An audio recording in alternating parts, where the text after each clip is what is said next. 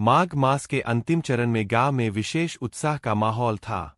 पूरा गांव इस पवित्र मास के महत्व को जानता था। विनय ब्राह्मण, जो अपने सत्य और धर्मप्रिय जीवन के लिए प्रसिद्ध थे, इस मास को और भी पवित्र बनाने का संकल्प कर चुके थे।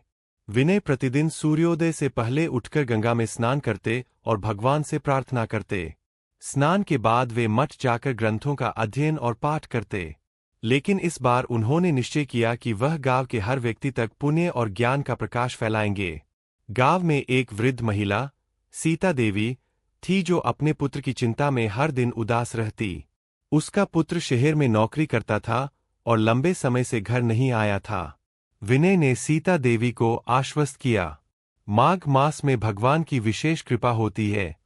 अगर आप श्रद्धा और धैर्य रखें तो आपके सभी दुख दूर होंगे।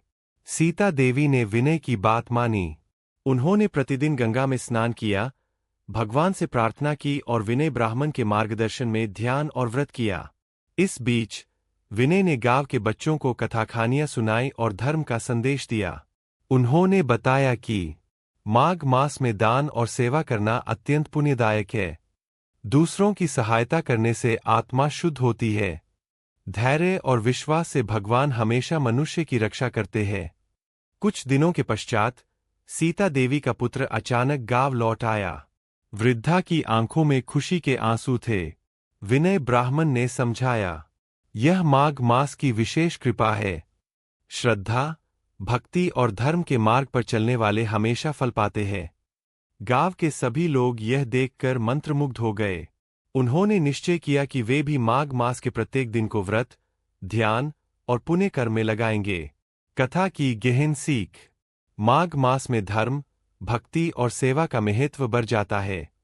दूसरों की मदद करना, चाहे छोटा हो या बड़ा, हमेशा पुण्यकारी होता है।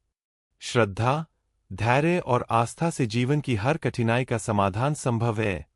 साधु संतों का मार्गदर्शन जीवन को सही दिशा देता है। अंतिम संदेश। माघ मास केवल व्रत और पूजा का समय नहीं है, बल्कि यह आत्मशुद्धि, सेवा और भक्ति का मास है।